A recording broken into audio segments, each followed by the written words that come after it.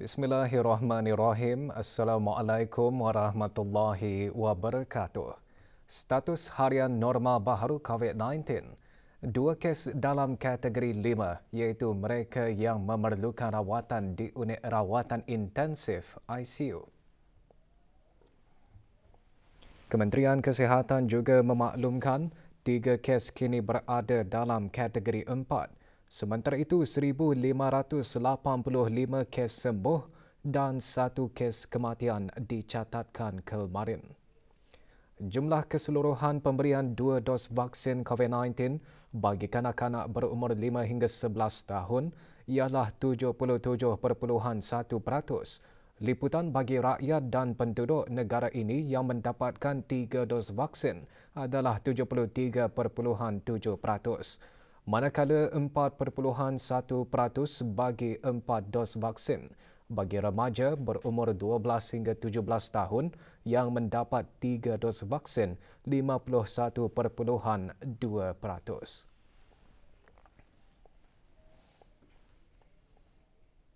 Majlis Ibadah Korban terus diadakan oleh pelbagai pihak di negara ini sebagai manifestasi penghayatan terhadap Aidiladha.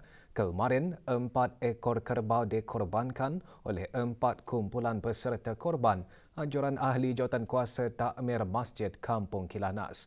Majlis pengagihan daging korban berlangsung di masjid berkenaan.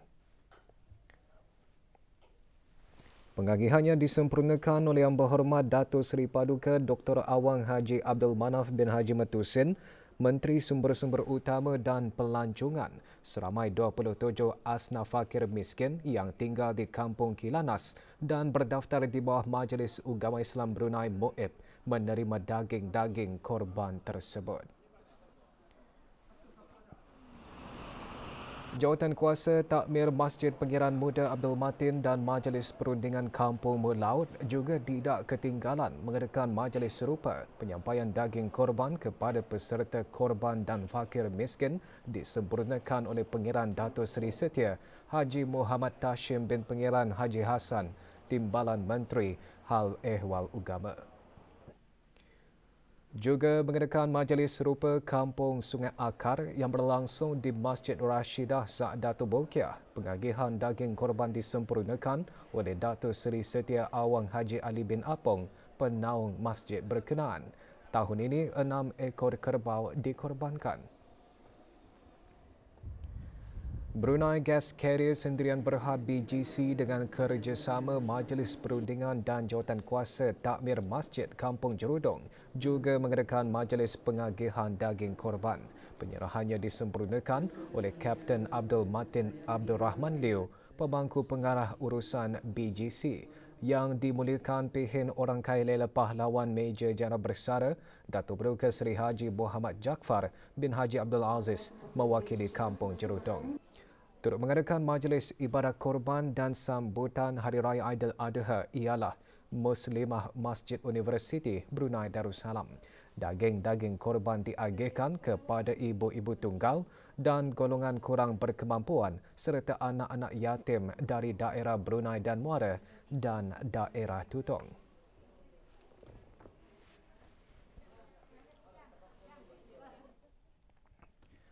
Majlis Ibadah Korban juga diadakan pada sebelah petang kemarin oleh beberapa pihak bagi meraih ganjaran pahala, antaranya Ahli Jawatankuasa Takmir Masjid Suri Seri Begawan Raja Pengiran Anak Damit Kampung Manggis Madang yang mengadakan sambutan Hari Raya Aidiladha dan pengagihan daging korban.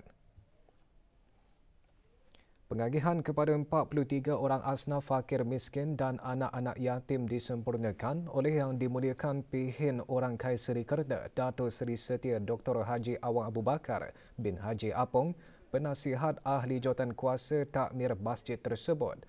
8 ekor kerbau dikorbankan dan pengagihan juga diadakan secara pandu lalu.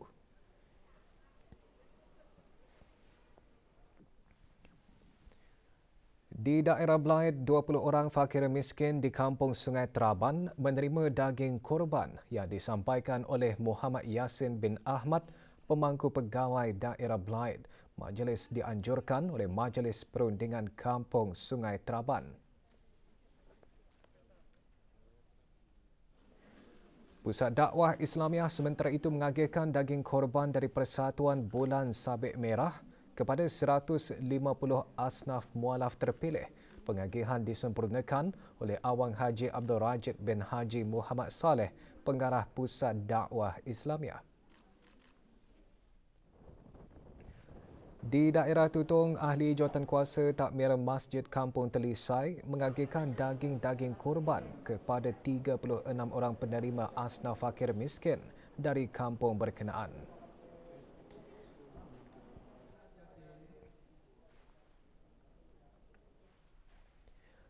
Serumpun warga Simpang 85 RPN Kampung Pancur Mengkubau dan Muslimah mengadakan majlis ibadah korban atau akikah dan berbagi rezeki lebih 200 orang dari kalangan asnaf fakir miskin dan ibu tunggal menerima agihan daging korban. Turut mengadakan majlis ibadah korban ialah Masjid Pengiran Muda Abdul Wakil Kampung Kudang seramai 41 orang dari golongan asnaf fakir miskin dan memerlukan menerima agihan daging korban.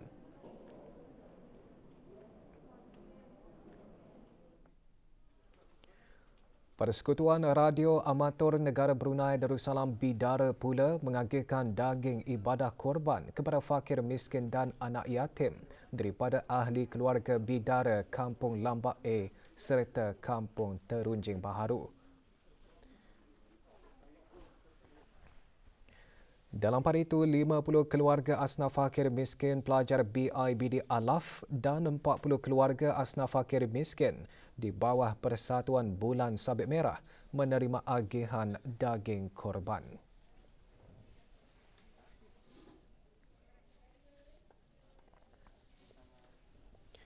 Negara Brunei Darussalam terus mengecapi pelbagai kemajuan dan kemakmuran berkat keyakinan teguh kepada ajaran Islam melalui konsep Melayu Islam Beraja, pendekatan vaksin ketuhanan dan ikhtiar keagamaan yang menjadi ikhtiar khusus umat Islam dalam menghadapi apa jua cabaran menjadi bukti rakyat dan penduduk negara ini terus menagih berkat dan tidak akan berpaling daripada Allah Subhanahu Wa Taala walau apapun yang berlaku.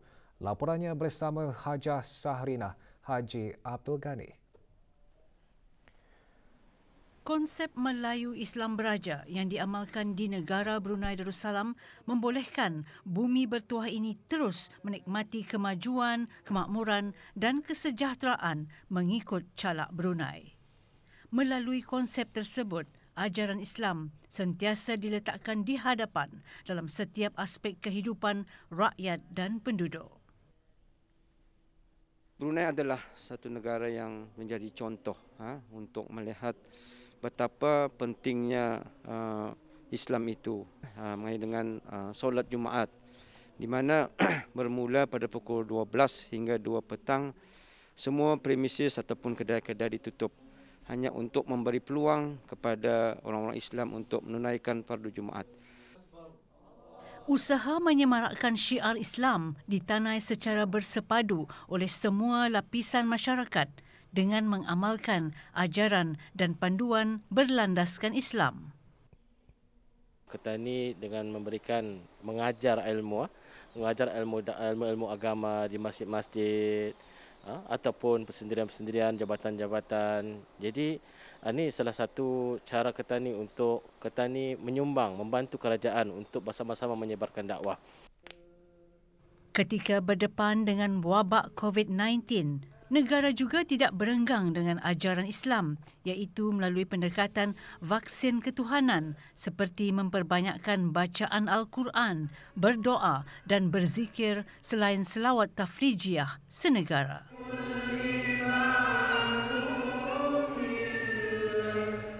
Alhamdulillah syiar Islam di negara kita ini kuat, utuh dan berkembang maju lah. Walaupun berdepan dengan COVID-19, kita nampak pelbagai usaha di dalam menerapkan syiar atulah, seranan atu seperti pembacaan selawat tafrijiyah di masjid-masjid seluruh negara lah, and then pembacaan Yasin, doa menghindari COVID-19.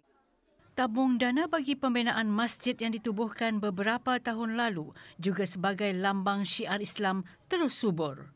Ia juga sebagai wadah kepada masyarakat untuk sama-sama menabung saham di akhirat. Tabung dana pembinaan masjid memberi peluang kepada kita ni, rakyat dan penduduk di negara ini untuk sama-sama ikut menyumbang. Walaupun dengan jumlah yang serendah-rendahnya RM1, tapi kita ni diberi peluang untuk sama-sama berinfak dalam pembinaan masjid-masjid. Dengan sendirinya, bila kita melakukan infak ini ataupun sedekah wakaf ini, maka mudahlah syiar agama itu akan bersemarak di negara ini.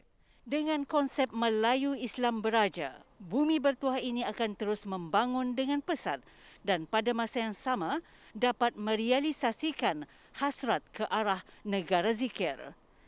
Justru selaku rakyat dan penduduk, kita hendaklah terus menanai hasrat tersebut agar syiar Islam tetap bersinar untuk menjadi sumber inspirasi kepada generasi masa kini dan seterusnya.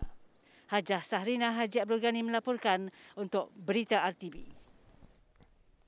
Jemaah Haji Negara Brunei Darussalam telah melaksanakan lontaran 3 jamrah iaitu Sughra, Wusta dan Kubra untuk hari tasyrik pertama 11 Zulhijjah.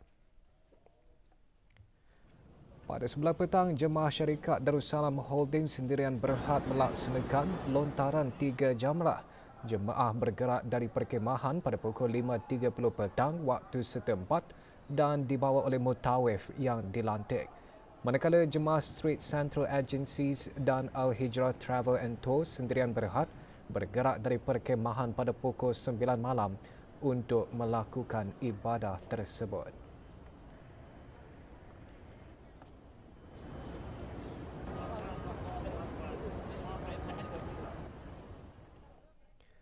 Para pegawai pejabat urusan jemaah haji perubatan serta jemaah haji negara Brunei Darussalam di Tanah Suci juga tidak ketinggalan untuk sama-sama mengucapkan Selamat Hari Raya Aidiladha kepada para keluarga dan sahabat-sahabat di Brunei Darussalam.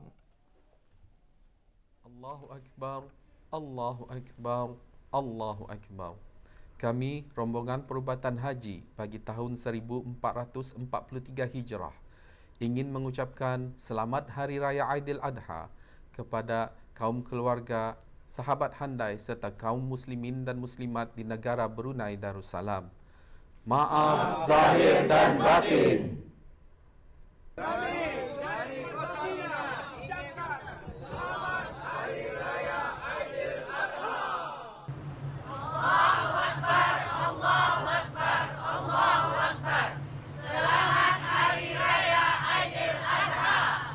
Selamat Hari Raya Aidiladha untuk keluarga kami di Brunei.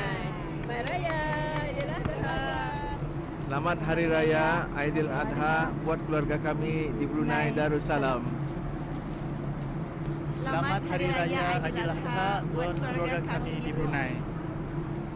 Selamat Hari Raya Aidiladha buat keluarga di negara Brunei Darussalam. Selamat Hari Raya Aidiladha buat keluarga kami di Brunei. Selamat Hari Raya Aidiladha buat keluarga kami yang di Brunei. Selamat Hari Raya Aidiladha pada keluarga kami di Brunei Darussalam. Selamat Hari Raya Aidiladha untuk keluarga kami di Brunei Darussalam. Selamat Hari Raya Aidiladha kepada keluarga kami yang berada di Brunei Darussalam. Buat keluarga di Brunei, selamat Hari Raya Aidiladha. Selamat Hari Raya Aidiladha buat keluarga di Brunei. Sebanyak 64 panggilan insiden pokok tumbang diterima oleh Jabatan Bomba dan Penyelamat susulan amaran angin kencang yang telah dikeluarkan oleh Jabatan Kaji Cuaca Brunei Darussalam pada 10 Julai lalu. Keseluruhannya bermula pada bulan Januari hingga 9 Julai, 275 panggilan insiden pokok tumbang diterima.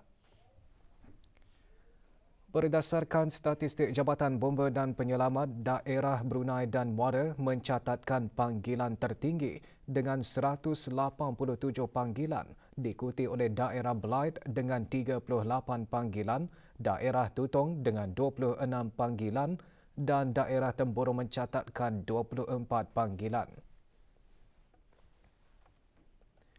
Sehubungan itu, orang ramai adalah dinasihatkan untuk mengelakkan menanam pokok terlalu dekat dengan rumah dan amalkan penjarakan bagi penanaman pokok-pokok dan tidak meletakkan kenderaan berdekatan dengan pokok-pokok besar bagi mengelak perkara tidak diingini berlaku.